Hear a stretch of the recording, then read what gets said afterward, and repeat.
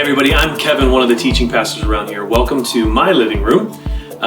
This is actually one of my favorite spots in our house because it's where we watch TV and movies with the family. But I also love books, and this is what it looks like when your wife is an interior designer and a little OCD. So they are color coordinated, but they look cool. Anyway, it's kind of fun to be in our living room. You're in your home or wherever you are during this quarantine as we celebrate what's known as Holy Week. If you're new to church, this is a really important week in the calendar of the Christian faith as we focus in on the things Jesus was doing the last week of his life. In fact, when you think of it like that, the things that Jesus would choose to do the last week from Sunday, what we know as Palm Sunday, to the Sunday that he rose from the dead, everything he would do would kind of have this gravitas, this importance. Who he would hang out with, the things that he would teach, the time he would spend with his disciples, they all kind of speak with an extra kind of significance, knowing what was coming by the end of that week. And in fact, the stories are so important that even the authors who wrote down the account of Jesus' life for us, Matthew, Mark, Luke, and John, they dedicate 30% of the gospel stories to just this last week. So if you're new and you've missed it, we've kind of gone from Sunday to Monday to Tuesday, and it is now Wednesday. Now what's unique about Wednesday is the day that we know the least about. But even knowing the least about what Jesus did on Wednesday has its own kind of significance of what it can speak to you and I. So here's what we know. If you guys have Bibles, you can open up, mark these pages, read them yourself or with your family. But here's what we do know would have been happening on Wednesday. We know from Luke's account, you can read Luke 21, that Jesus would continue teaching in the temple every day during the last week. He would tend to go in the morning and teach. There'd be huge crowds that would come. Jesus was like this incredible celebrity at this point. There were all these stories of the people he had healed, Lazarus, who he had rose back from the dead, and someone that taught with such incredible authority. So in the mornings he would go to the temple and he would teach. People would crowd around. And whenever there was a crowd of people around Jesus, the religious authority who hated him would have to leave him alone because they wanted to get rid of him. They wanted to kill him. But they knew if they tried to do that in a public space that there would be a riot. And so he's probably Wednesday morning going to teach at the temple. We know that. The other thing that we know, you can read these in Matthew 26 and in Mark 14, is we know that the chief priests, the elders, and the scribes, like all the religious authority who were in charge of Jerusalem, on Wednesday began to plot how they could kill Jesus. They were so tired of him. So they wanted to find a way to accuse him of blaspheming God or find a way that he had broken a Roman law so that they could turn him over and have him murdered and be done with him. And so we know that behind the scenes, the chief priests, the elders, and the scribes are plotting to kill Jesus. But also we find out in Matthew 26 and Mark 14 and also in Luke 22 that Satan is working behind the scenes. On Wednesday, it tells us that this is the day that Satan entered Judas, one of Jesus' own disciples, and Judas began to look for a way to sell Jesus out and betray him. So he was trying to find a way to get to these same religious leaders behind the scenes to betray Jesus for his own benefit. And then the question becomes, what did Jesus do for most of the day? If he taught in the morning, what did he do the rest of the day Wednesday? And this is the most important thing. From what we can tell, Jesus basically did nothing. Now think about that for a moment. If I only had 2 days to live and I know it, I would spend every day or every hour trying to get the most out of it. I'd want to hang out with my family and soak up every moment that I could. Maybe there's an experience. I have to try to fit that in before I die. What we find on Wednesday for Jesus is that he also decided to go behind the scenes. He sought out silence and solitude and prayer and connection with God. He just kind of quarantined himself for the day. He spent the day just preparing behind the scenes. As Satan was and as these religious authorities were planning for what they thought would be a victory, Jesus was preparing himself, knowing that the next night, Thursday night, he is going to be betrayed by Judas. He's going to be falsely tried in front of these religious leaders all night. He's going to be beaten and spit upon and rejected, and Friday morning he'll be turned over to the Roman authorities. And by that afternoon he'll be dead. Jesus chose to seek out silence and solitude. Now this has incredible potency for you and I as we are quarantined, stuck at home, forced on Zoom calls and trying to FaceTime our family just to feel connected with people. Think about this for a moment.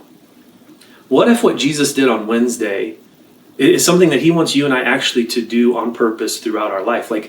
We see Jesus do this through the years of his life, we saw him spend most mornings like secluding himself and just spending time in prayer and in talking to God.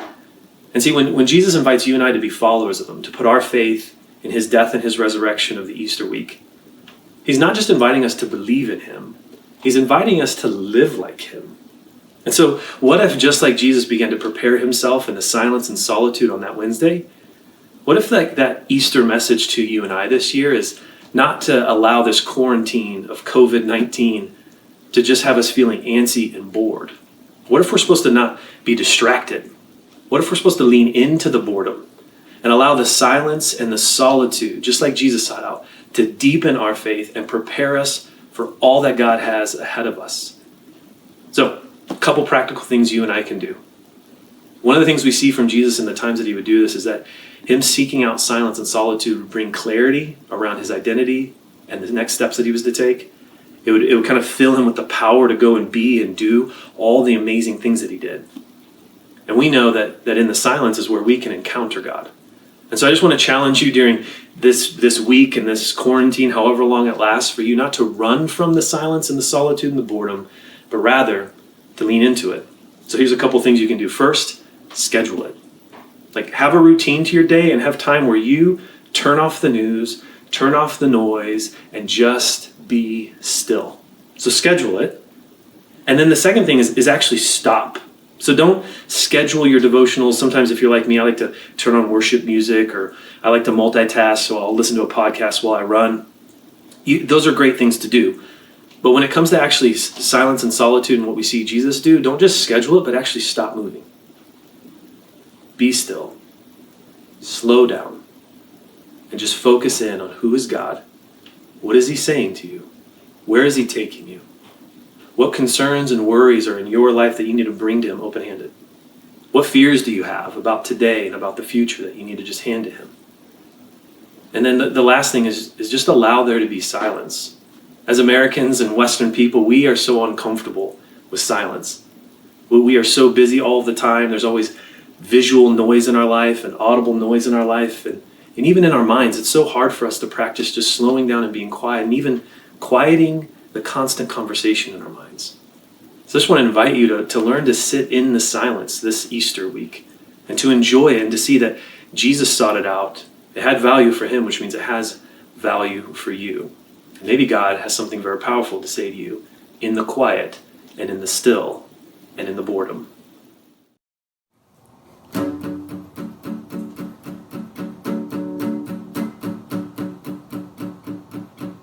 Come out of the shadow, come out of the grave, break into the wild, and don't be afraid.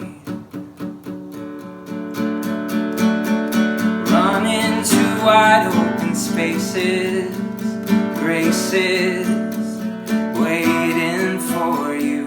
Dance like the weight has been lifted, graces waiting. Where the Spirit of the Lord is, there is freedom, there is freedom. And where the Spirit of the Lord is, there is freedom, there is freedom. Come out of the dark, just as you are, into the fullness of his love. For the Spirit is here, let there be freedom, let there be freedom.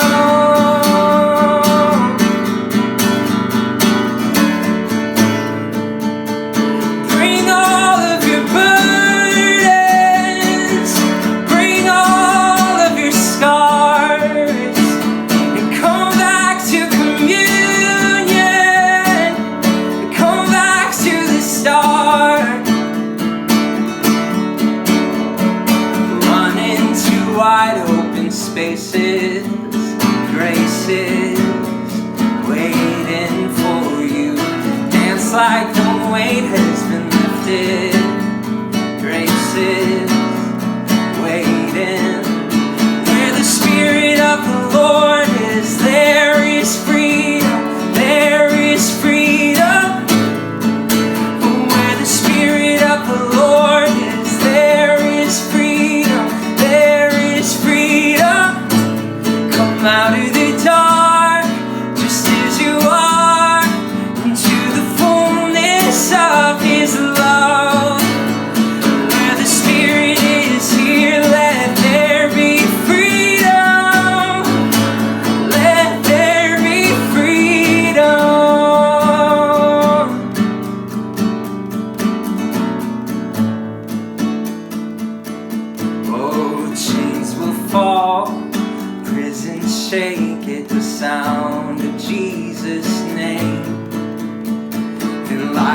made whole, hearts awake at the sound of Jesus' name.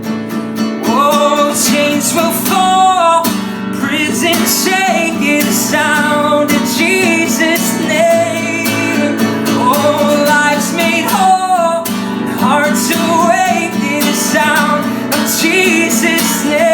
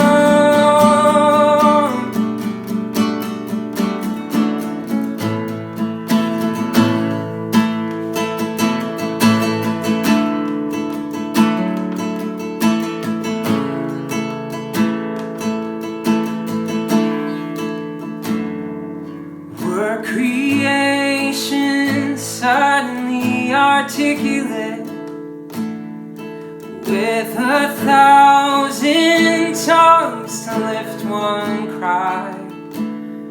But then from north to south and east to west, we'd hear Christ be magnified.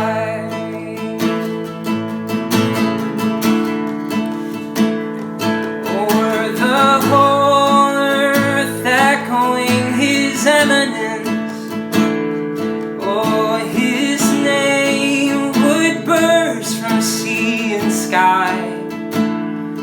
Oh, from rivers to the mountain tops, we'd hear Christ be magnified. Oh, Christ be magnified. Let his praise arise, Christ be magnified in me. Oh, Christ be magnified from the altar of my life, Christ be magnified in me, yeah. For every creature finds its inmost melody, and every human heart its native cry. Oh, then in one enraptured hymn of praise, we'll sing Christ be magnified. And oh, Christ be magnified. Let his praise arise, Christ be magnified in me. Oh, Christ be magnified from the altar of my life, Christ be magnified in me, yeah.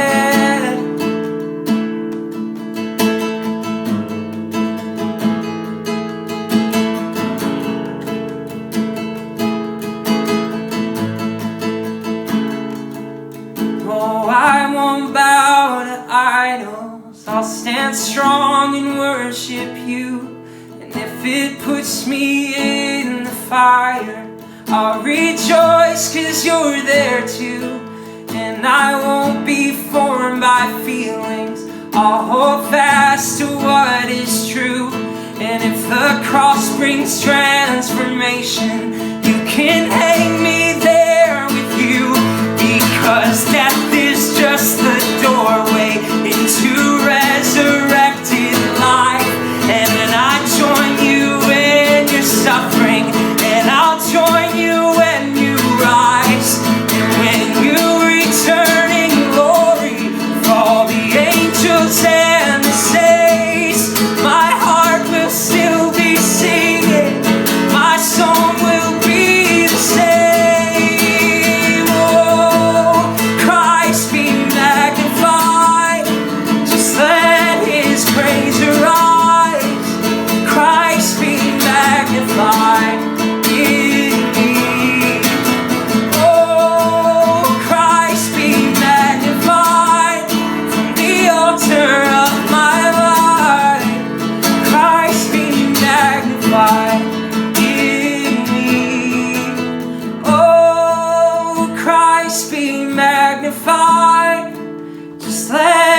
His praise arise.